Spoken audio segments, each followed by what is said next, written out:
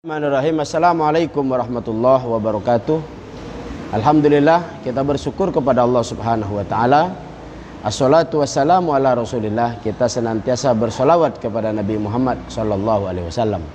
Mudah-mudahan kita semua menjadi hamba Allah dan umat Nabi Muhammad sallallahu alaihi wasallam yang istiqomah menjalankan perintah-perintahnya, menjauhi larangannya. Insyaallah kita selamat di dunia dan di akhirat, sehat jasmani dan rohani, dan senantiasa hidup dalam taat kepada Allah Subhanahu wa taala.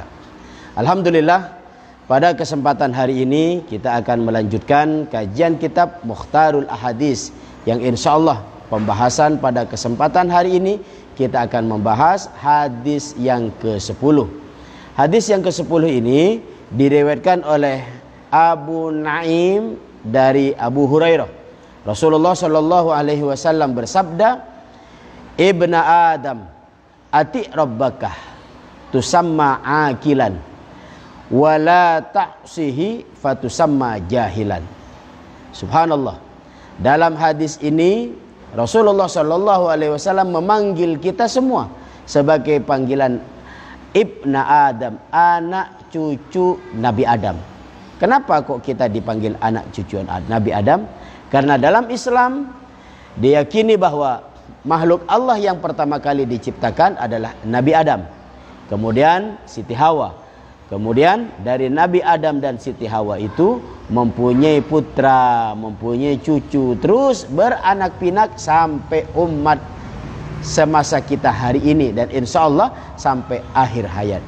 Akan tetapi ada sebagian di antara manusia yang tidak meyakini dirinya sebagai anak cucunya Nabi Adam. Siapa mereka? Orang yang menganut keyakinan teori evolusi Darwin. Kenapa? Karena mereka meyakini bahwa manusia itu adalah anak keturunan monyet, yang awalnya monyet, kemudian berubah, kemudian dia menjadi manusia. Nauzubillahi min dzalik. Saya berlepas diri dari teori ini karena kami atau saya mempunyai keyakinan kami ini adalah anak cucunya Nabi Adam alaihissalam. Rasulullah sallallahu alaihi wasallam memanggil kita dengan panggilan Ibna Adam, wahai anak cucu Adam. Ati rabbaka tusamma akilan. Taatilah Allah, maka kalian akan disebut orang yang berakal atau orang yang cerdas. Wala ta'sihi, dan jangan bermaksiat kepada Allah Subhanahu wa taala. Kenapa? Karena kalau kita bermaksiat fatusamma jahilan, kamu akan dibilang orang yang jahil. Jahil itu bahasa kitanya disebut dengan orang yang tidak menggunakan akal atau disebut dengan orang bodoh. Secara sederhana, apa yang disebut dengan taat? Taat itu adalah tunduk dan patuh kepada hukum-hukum Allah Subhanahu wa taala. Kalau menurut bahasa, taat itu adalah tunduk dan patuh. Menurut istilah, tunduk dan patuh kepada Allah dan Rasulnya, dan tunduk dan patuh kepada ulil amri, selagi ulil amri itu memerintahkan kita tunduk dan patuh kepada Allah dan kepada Rasulullah sallallahu alaihi wasallam. Subhanallah. Makanya Rasulullah menyatakan ati rabbaka, taatilah Allah Subhanahu wa taala. Tusamma akilan, maka kamu disebut dengan orang yang akil atau orang yang cerdas, akalnya sehat dan akalnya normal. Hadirin rahimakumullah, ihwani wa ahwati rahimakumullah, di mana saja berada. Luar biasa bedanya manusia dengan makhluk lain, di antaranya adalah dalam bab akal. Allah ciptakan binatang, Allah ciptakan manusia. Binatang tidak mempunyai akal, dia hanya diberikan oleh Allah insting dan indera. Sedangkan manusia Allah berikan insting, indera, akal, dan din, agama. Makanya gunakanlah akal sebaik-baik mungkin untuk tunduk dan patuh kepada Allah. Banyak dalam Al-Quran Allah memerintahkan kita, afala ta'qilun, apakah kamu tidak mempunyai akal? Afala tatadabbarun Al-Quran, apakah kamu tidak mentadabburi Al-Quran? Subhanallah. Artinya ciri orang berakal secara sederhana kita menilai dia tunduk dan patuh kepada Allah.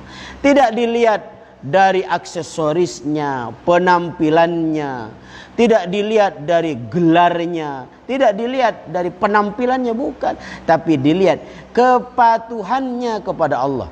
Dia tunduk dan patuh kepada al-Islam, kepada Allah dan Rasulnya. Dia senang dengan al-Islam dan dia ingin melakukan atau melaksanakan perintah-perintah Allah dalam kehidupan sehari-hari. Berarti dia adalah orang yang berakal. Dia sadar betul, akalnya normal, bahwa hidupnya, matinya, rizkinya adalah Allah yang memberikan. Termasuk sehat jasmani dan rohani, sehat fisik, dan kenikmatan yang ada dalam dirinya adalah karunia dari Allah Subhanahu wa taala. Maka seharusnya lah orang-orang yang berakal itu senantiasa tunduk dan patuh kepada Allah. Kenapa? Karena hidup dan matinya Allah yang ngatur, dan nanti di akhirat dia akan kembali kepada Allah Subhanahu wa taala. Maka orang yang tidak mempunyai akal, Rasulullah menyatakan, wala ta'sihi, jangan bermaksiat kepada Allah, jangan menyelisihi perintah-perintah Allah.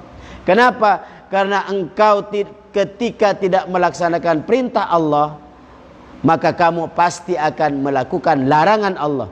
Siapa yang melakukan larangan-larangan Allah, fatusamma jahilan, maka dia disebut sebagai orang yang bodoh.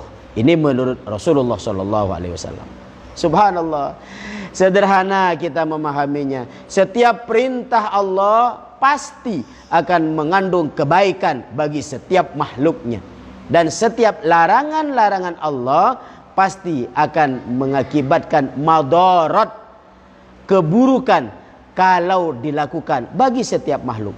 Kita cek dari rangkaian semua perintah-perintah Allah, insya Allah akan memberikan kebaikan, ketentraman, kemuliaan bagi manusia. Dan setiap larangan-larangan Allah, pasti larangan itu berbahaya bagi manusia kalau dilanggar larangannya. Contoh, di antara larangan Allah, la taqrabuz zina, jangan berzina, jangan dekat-dekat dengan perbuatan zina.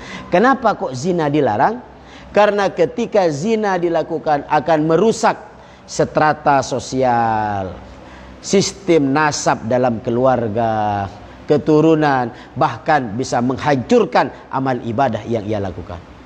Salah satu contoh lagi larangan dari Allah Subhanahu wa taala, ya kan? La ta'kulur riba, janganlah kamu makan barang riba.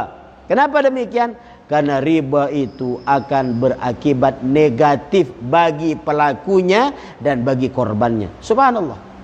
Bahkan Rasulullah Subhanahu wa taala menyatakan, ahallallah al-bai' wa harrama riba. Allah menghalalkan jual beli. Kenapa jual beli yang dihalalkan? Karena jual beli prinsipnya adalah ta'awun, tolong menolong, antaradin, ridho sama ridho di antaranya mereka. Subhanallah. Inilah mulianya Islam dan syariat Islam. Dan banyak lagi contoh-contoh dalam kehidupan ini. Di antaranya larangan mencuri dilarang dalam Islam. Hari ini mohon maaf, banyak di antara manusia yang berpikir pendek. Dia kemudian berkata, jangankan yang halal Ustaz, yang haram saja susah. Sehingga karena konsep berfikirnya seperti itu, dia berusaha untuk mengeruk keuntungan yang sedemikian banyak tanpa memperhatikan mana halal mana haram. Prinsip yang ia lakukan, yang penting dapat, mau halal mau haram urusan belakang, itu kata dia. Akibatnya nauzubillahi min dzalik, bangsa Indonesia yang begitu besar, yang seharusnya menjadi bangsa yang makmur, menjadi bangsa yang adidaya, nauzubillahi min dzalik, hari ini masih disebut dengan bangsa berkembang. Kata lainnya disebut bangsa miskin yang banyak hutangnya. Kenapa demikian? Karena korupsi merajalela di mana-mana. Pencurian terjadi di mana-mana, manipulasi terjadi di mana-mana. Nauzubillahi min dzalik. Maka kalau kita ingin kejayaan bangsa Indonesia ini, tidak ada kata lain adalah kecuali pakai akalnya dengan cara tunduk dan patuh kepada hukum-hukum Allah Subhanahu wa taala. Tunduk dan patuh, taat kepada Allah dan Rasulnya. selagi masih mengikuti hawa nafsu, selagi masih mengedepankan kepentingan pribadi, keluarga, kelompok dan golongannya, maka kemudian dia akan menghalalkan segala macam cara. Akhirnya maksiat pun ditabrak, bahkan berasik-asik dengan maksiat. Nauzubillahi min dzalik. Dia dinyatakan oleh Rasulullah sebagai jahil, orang yang tidak berakal atau bodoh. Nauzubillahi min dzalik. Ikhwani wa akhwati rahimakumullah, bapak-bapak dan ibu-ibu, saudara-saudaraku, mari kita bangkit kembali kepada ajaran-ajaran Islam, kembali kepada ajaran-ajaran Rasulullah sallallahu alaihi wasallam. Ulama-ulama telah memberikan penjelasan-penjelasan tentang ajaran-ajaran Islam melalui kitab-kitab tauhid, fikih, melalui kitab-kitab yang lainnya, agar supaya menjadi pedoman bagi kita sebagai orang-orang yang beriman dalam akidah, ibadah, muamalah, kemudian dalam segala perbuatan berusaha kita menggunakan akal yang baik dengan tunduk dan patuh kepada perintah Allah dan menjauhi larangannya. Insya Allah kita akan mulia di dunia dan mulia di akhirat. Terakhir, Allah Subhanahu wa taala menyatakan dalam surat At-Tin, a'udzubillahi minasyaitonirrajim, laqad khalaqnal insana fi ahsani taqwim summa radadnahu asfala safilin illal ladzina amanu wa amilus solihat falahum ajrun ghairu mamnun. Allah menciptakan manusia dengan sebaik-baik bentuk. Para ulama ahli tafsir menyatakan karena manusia punya agama dan punya akal. Siapa yang menggunakan agamanya dengan baik dan benar, menggunakan akalnya dengan tunduk dan patuh kepada Allah, maka Allah muliakan dia di dunia dan di akhirat.